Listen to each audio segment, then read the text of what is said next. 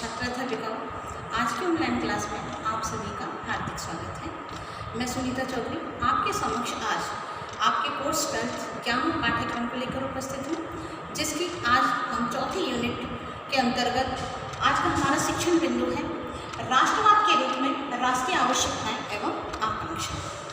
छात्रों, जैसा कि आप जानते हो कि राष्ट्रवाद के रूप में जो राष्ट्रीय आवश्यकताएं और आकांक्षाएं हैं वो पाठ्यक्रम का एक प्रमुख आधार मानी जाती है, क्योंकि हम देखते हैं कि जो राष्ट्र की आवश्यकताओं की पूर्ति है वो पाठ्यक्रम के माध्यम से ही होती है। ठीक उसी प्रकार हम देखते हैं कि राष्ट्र और समाज की जो आकांक्षाओं की पूर्ति है वो किसके माध्यम से होती है, वो विद्यालय के द्वारा होती है। तो विद्यालय में जो संचालन होता है या जो भी एक्टिविटीज़ होती हैं, जो गतिविधियां कराई जाती हैं अध्यापकों द्वारा और छात्रों द्वारा जो गतिविधियां की जाती हैं, वे सभी पाठ्यक्रम के द्वारा निर्धारित की जाती हैं। अब इसलिए जो राष्ट्र की आकांक्षाओं को ध्यान में रखते हुए पाठ्यक्रम का जो स्वरूप है वो निर्धारित किया जाता है, क्योंकि राष्ट्र क्या चाहता है, उसकी क्या अपेक्षा है, उसकी क्या आवश्यकता है, इसी को लेकर या फिर कहें कि इसी को मुद्दा बनाकर हम पाठ्यक्रम का निर्माण करते हैं। किसी भी राष्ट्र की जैसे जो भी आवश्यकता है तो वो हम चाहते हैं कि हमारे विद्यालयों से वो चीज़ें छात्रों में आए, क्योंकि छात्र ही निकट भविष्य में इस देश के कर्णधार होने वाले हैं। कोई नेता होगा, कोई डॉक्टर होगा, कोई इंजीनियर होगा। तो इसी तरह से इन बच्चों के हाथ में जो हमारे देश की कमान होगी, इसलिए हम उन्हें आरंभ से ही इस चीज़ के लिए तैयार करते हैं। तो अलग अलग हम देखते हैं कि जो पाठ्यक्रम निर्धारित होता है तो वो राष्ट्र की आकांक्षाओं को ध्यान में रखकर किया जाता है, और इसीलिए हम इस चीज़ को अगर फोकस करें तो हम देखते हैं कि जो अलग अलग राष्ट्रों का पाठ्यक्रम है वो अलग अलग होता है, क्योंकि अलग अलग राष्ट्रों की आवश्यकताएं भी अलग अलग होती हैं और आकांक्षाएं भी अलग अलग होती हैं। तो छात्राओं, इसे हम समझाने के लिए कुछ उदाहरण बताते हैं कि हम देखते हैं कि जैसे चीन है, तो चीन का जो पाठ्यक्रम है आप जानते हो वो साम्यवाद पर या कहें कि साम्राज्यवाद पर ही आधारित होगा, क्योंकि उसकी नीतियाँ उसी प्रकार की हैं, उसकी आवश्यकता उसी प्रकार की है। आज चीन जनसंख्या के मामले में देखते हैं कि पहले स्थान पर है। तो साम्राज्य विस्तार की उसकी जो नीति है वो उसकी आवश्यकता है। हम ये नहीं सोच सकते कि सिर्फ उसकी नीतियाँ नहीं, ये उसकी आवश्यकता भी है, क्योंकि धरती कोई रबड़ तो है नहीं कि जैसे जैसे आदमी बढ़ेंगे धरती का विस्तार है वो भी बढ़ता जाएगा। धरती सीमित है, जनसंख्या दिनों दिन बढ़ रही है, तो उसके लिए लोग क्या करते हैं, साम्राज्यवाद की नीति अपनाते हैं। और यही कारण है कि आज चाइना काफ़ी शक्तिशाली देश है, लेकिन फिर भी वह दूसरे छोटे देशों पर हमेशा कब्जा करने की सोचता है, क्योंकि जो उसकी साम्राज्यवाद की नीति है वो उसे ऐसा करने के लिए प्रेरित करती है। तो अब उनकी जो मानसिकता है, उनकी जो आवश्यकता है वो पाठ्यक्रम पर भी हावी होती है। तो इसलिए जो वहाँ का पाठ्यक्रम है उसमें जो पाठ हैं, उनमें जो एक्टिविटीज़ हैं, क्योंकि वो भी चाहते हैं कि हमारी जैसी सोच के ही हमारे बच्चे हों और हमारे बच्चे हमारे देश को और विकास दें, हमारे साम्राज्य का भी विस्तार करें। इसीलिए ये लोग अपने पाठ्यक्रम में इस तरह की चीज़ों का समावेश करते हैं। तो हम कह सकते हैं कि जो चीन का जो पाठ्यक्रम है उसमें जाहिर है कि जो पाठ्यक्रम होगा वो किस पर आधारित होगा, साम्राज्यवाद पर आधारित होगा या साम्यवाद पर आधारित होगा। ठीक उसी प्रकार हम भारत को लें, भारत की जो नीति है वो शुरू से ही मानवता पर आधारित है, सामाजिक मूल्यों पर आधारित है। तो भारत का जो पाठ्यक्रम है वो कैसा होगा, भारत का जो पाठ्यक्रम है वो हमेशा ही मानवता या नैतिकता का पाठ पढ़ाने वाला होगा। तो इससे हम देखते हैं कि जैसे जिसकी नीति होती है, जैसे जिसकी आवश्यकता होती है, उसी के आधार पर उसका जो पाठ्यक्रम है वो तय होता है या कहीं कि उससे प्रभावित होता है। इसलिए उसके जो मानदंड हैं वो उन पर खरा उतरता है। इसलिए हम कह सकते हैं कि जो दो अलग अलग देश हैं उनके पाठ्यक्रमों में जो भिन्नता पाई जाती है वो इसीलिए पाई जाती है। इसीलिए आज देखें हम तो इंडिया और चाइना के जो पाठ्यक्रम हैं उनमें बहुत पर्याप्त अंतर पाया जाता है। तो हम कह सकते हैं कि जो राष्ट्रीय आकांक्षा हैं या आवश्यकता हैं वो प्रत्यक्ष या अप्रत्यक्ष रूप से क्या करती हैं, अपनी महत्वपूर्ण भूमिका निभाती हैं एक पाठ्यक्रम को सेट करने में। तो राष्ट्रवाद का प्रभाव सीधे सीधे पाठ्यक्रम पर पड़ता है। अब छात्रों, राष्ट्रवाद के रूप में जो आज वर्तमान का पाठ्यक्रम है वो राष्ट्रीय आकांक्षाओं और आवश्यकताओं का उसमें जो वर्णन किया गया है उसे हम कुछ बिंदुओं का एक आधार बनाएंगे और उन प्रयास करेंगे। तो देखिए पहला बिंदु आता है हमारा राजनीतिक दर्शन। राजनीतिक दर्शन। छात्रों, हमने आपको ये बात तो पहले ही बताई कि जैसे जिसकी आवश्यकता होती है, जैसे जिसकी सोच होती है, उसी से पाठ्यक्रम प्रभावित होता है। तो हर एक देश का या हर एक राष्ट्र का पाठ्यक्रम अलग अलग होता है। अब राजनीतिक दर्शन की बात करते हैं। तो राजनीतिक दर्शन क्या है? राजनीति भी पाठ्यक्रम को पूरी तरह से प्रभावित करती है कि जैसे जिस देश की राजनीति होती है उसका पाठ्यक्रम उस दर्शन पर आधारित होता है, क्योंकि प्रत्येक देश की सोच उस दर्शन पर हावी रहती है। या कहते हैं कि जैसे हमारे यहाँ का पाठ्यक्रम है तो हम लोगों का दर्शन कैसा है, हम लोग क्या सोचते हैं, तो हम जैसा सोचते हैं वैसे हम नीतियाँ बनाते हैं, और जैसे हम नीतियाँ बनाते हैं पाठ्यक्रम में उनका समावेश किया जाता है। तो इस तरह से पाठ्यक्रम उससे प्रभावित होता है। अब हम देखते हैं कि राजनीतिक पाठ्यक्रम को किस तरह से प्रभावित करती है। तो मैं आपको उदाहरण बताती हूँ कि जब जब सरकार बदलती है तब आप देखते हो कि पाठ्यक्रम प्रत्यक्ष अप्रत्यक्ष रूप से उससे प्रभावित होता है, बदलता है। आपने देखा था जब हमारे देश में कांग्रेस की सरकार थी तो पहले जो भी पाठ्यक्रम चला हो, क्योंकि वो उस समय की आवश्यकता और आकांक्षा के ऊपर डिपेंड करता था, तो पहले जो निर्धारित पाठ्यक्रम था जब कांग्रेस की गवर्नमेंट आई उसने उस पाठ्यक्रम को चेंज कर दिया। अब उसमें तमाम विदेश नीति को भर दिया। आज हम पढ़ कहाँ रहे हैं तो मुख्य बिंदु से हम भटक जाते हैं और विदेशों की नीति को पढ़ने लगते हैं। तो धीरे धीरे हमारे इन मूल्यों का ह्रास होने लगा। आज ज्वलंत उदाहरण मैं बताती हूँ। आज के समय में बीजेपी गवर्नमेंट है, तो बीजेपी गवर्नमेंट ने आते ही आप देखिए पाठ्यक्रम को चेंज करने का प्रयास किया है। आज नई शिक्षा नीति लागू हो रही है और जाहिर है नई शिक्षा नीति लागू होते ही हमारा पूरा पाठ्यक्रम चेंज हो रहा है। तो इसकी आवश्यकता भी है। देखिए जो देश का प्रधानमंत्री हो या फिर जो हमारे चुने हुए प्रतिनिधि आज संसद में बैठे हैं वो हमारा ही प्रतिनिधित्व करते हैं। जो हमारी आवश्यकताएं हैं उनको पूरा करने के लिए भी हम उन्हीं का सहारा लेते हैं। तो हम देखते हैं कि पाठ्यक्रम जो गवर्नमेंट बदलती है या जो तत्कालीन उस समय परिस्थिति होती है उससे प्रभावित होता है।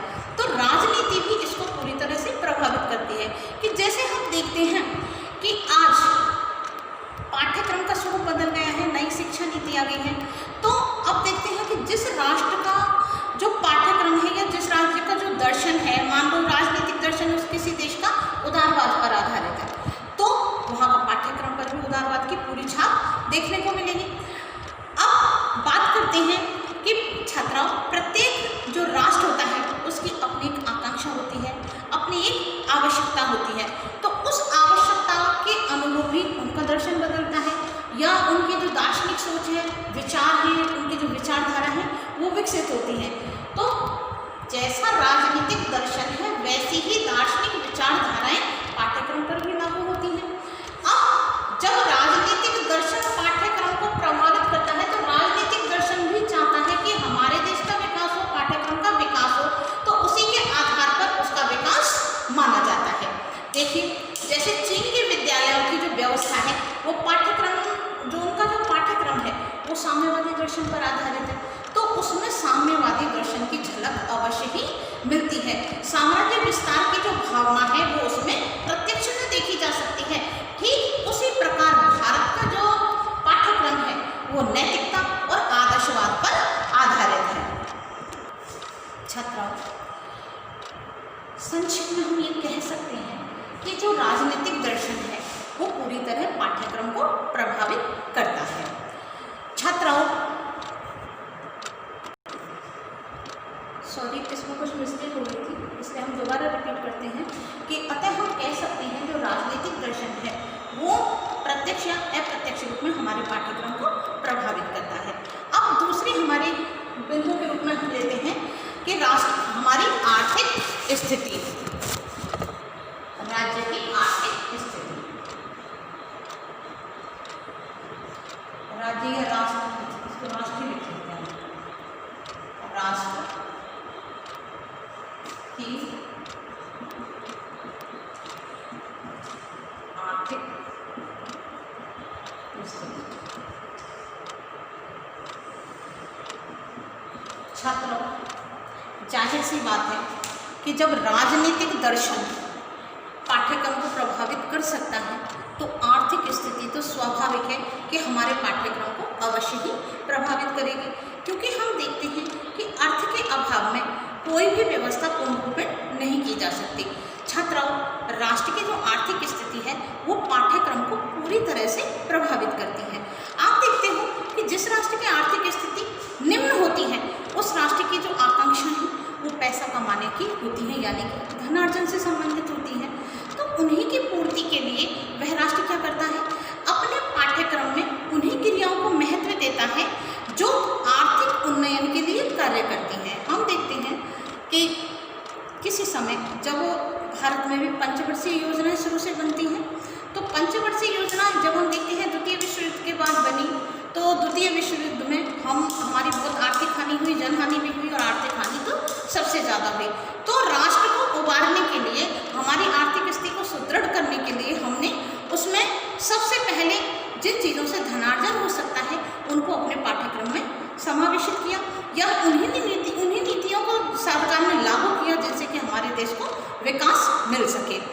अब हम देखते हैं कि जो राष्ट्र आर्थिक उन्नयन के लिए कार्य करता है या प्रयासरत है तो वो पाठ्यक्रम में उन्हीं चीज़ों का समावेश करता है जो कि बच्चों में इस चीज़ की ललक पैदा करें। इसका एक ज्वलंत उदाहरण मैं बताऊँ आपको, ज्वलंत नहीं पर आप शुरू से देखते हैं कि महात्मा गांधी ने सबके विकास के लिए एक सपना देखा था कि स्वावलंबी भारत। उन्होंने कहा कि व्यक्ति को शिक्षित करने के साथ साथ स्वावलंबी होना जरूरी है, स्वावलंबन की जो भावना है उसमें जगाना जरूरी है। तो उन्होंने इस बात पर जोर दिया कि छात्रों को पढ़ाई के साथ साथ उद्योगों का भी प्रशिक्षण दिया जाए। आज हम देखते हैं हमारे जितने भी व्यावसायिक कोर्सेज हैं उनमें सबसे ज़्यादा इस चीज़ पर जोर दिया जाता है कि अधिक से अधिक लोगों को रोजगार मिले। तो व्यवसाय के साथ साथ हम शिक्षा के साथ साथ हम देखते हैं कुछ ऐसे विषय पढ़ाए जाते हैं, कुछ ऐसी चीज़ों में दक्षता दी जाती है जिससे कि बच्चा स्वावलंबी बन सके, वरना तो सिर्फ शिक्षित होकर व्यक्तियों की जो फौज है वो बेरोजगारों की फौज इकट्ठी होती है। तो इसीलिए रोजगार पर, स्वरोजगार पर विशेष बल दिया गया। अब हम देखते हैं कि जो विकासशील या निर्धन देश है, हम इसीलिए उन दोनों का जो पाठ्यक्रम है उसमें बहुत अंतर देखते हैं। उनका जो पाठ्यक्रम है वो बहुत भिन्न होता है। क्यों? देखिए, इसका उदाहरण मैं बताऊं आपको कि जो धनी व्यक्ति है, जो उच्च स्तर का व्यक्ति है, उसकी जो लाइफ स्टाइल है, जीवन शैली है, वो अलग प्रकार की होती है। ठीक वही एक निर्धन व्यक्ति है या मध्यम वर्गीय व्यक्ति है, उसकी जो आर्थिक स्थिति है कमजोर है, इसीलिए उसकी जो जीवन शैली है वो भिन्न होगी।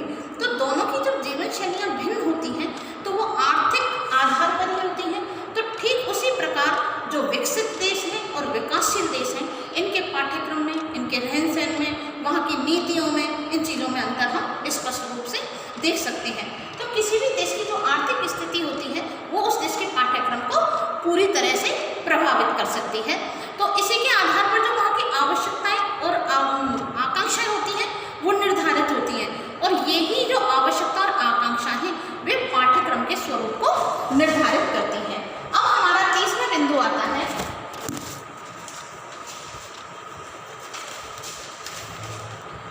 राजनीतिक व्यवस्था का स्वरूप।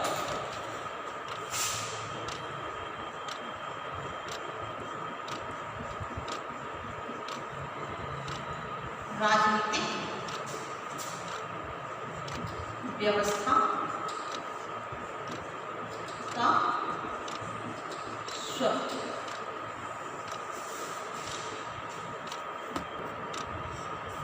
छात्राओं, तीसरा बिंदु है हमारा राजनीतिक व्यवस्था का स्वरूप। तो छात्राओं, किसी भी देश की जो राजनीतिक व्यवस्था होती है वो उस देश के पाठ्यक्रम को के जो स्वरूप को निर्धारित करने में अपनी महत्वपूर्ण भूमिका अदा करती है। देखिए किस प्रकार राजनीतिक व्यवस्था पाठ्यक्रम के स्वरूप को प्रभावित करती है। जैसे कि हम एक उदाहरण पेश करते हैं कि किसी भी राष्ट्र की जो राजनीति है उसमें मान लीजिए कि भ्रष्टाचार का बोलबाला है। अब भ्रष्टाचार का बोलबाला है या फिर कहें कि वहाँ अराजकता फैली हुई है, तो उस राष्ट्र की ये आवश्यकता और आकांक्षा है कि वो उस भ्रष्टाचार को दूर करने के लिए वहाँ